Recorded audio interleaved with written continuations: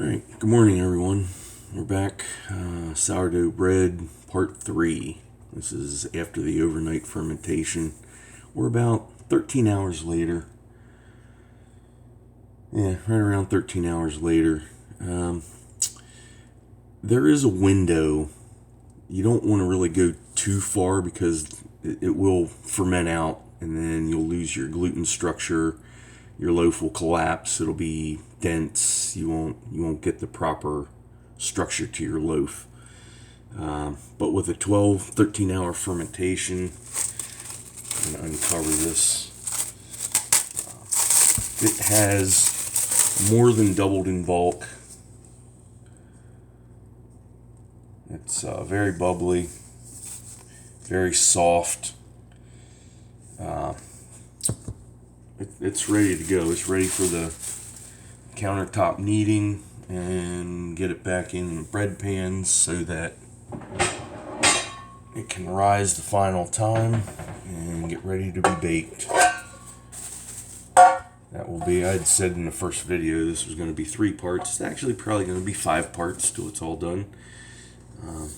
So what I'm going to do right now, I'm going to flour my countertop of quartz counters so I can work right on the countertop.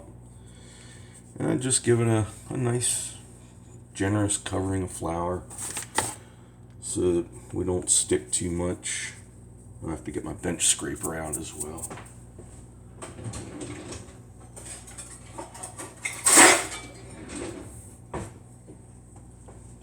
Nice little stainless steel bench scraper. Change the camera here so you can see what I'm doing. Alright, countertop is floured. Stick my rubber spatula. Pull the dough out onto a floured surface.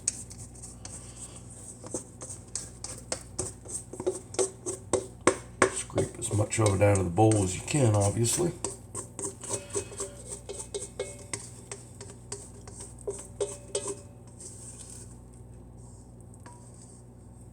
There we go.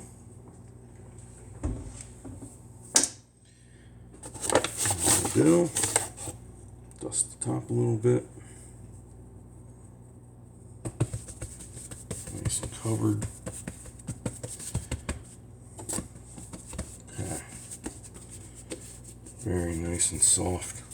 We kind of stretch it again like we did last night. Just adding a little flour to keep it from sticking to itself or to you. I'm not going as crazy as I did last night with the stretching.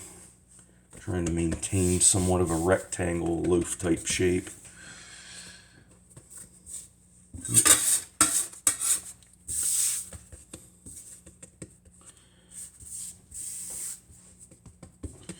Everything well floured.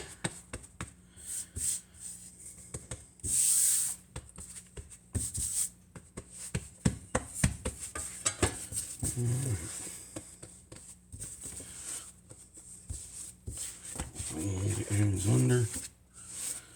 Keep your seam side down and try to overlap your seam as much as possible.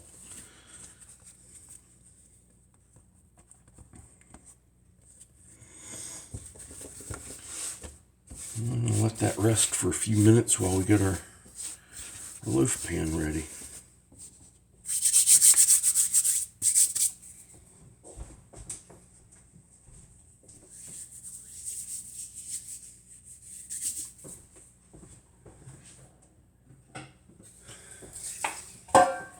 I use a heavy black pan.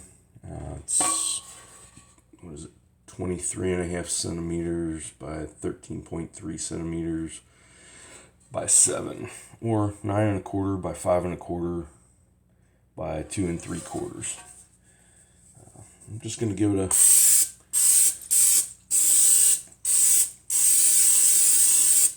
a nice spray so it's well coated. And take our loaf, just gently seam side down and right into the pan.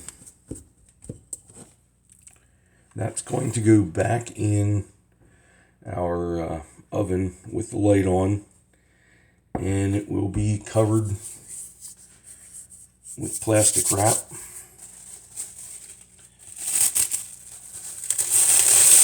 This is going to sit in there for probably another hour to an hour and a half. We want it to rise just above the edges of the pan. It's going to give us our nice sandwich shape when it bakes off. So that's pretty much it for this step.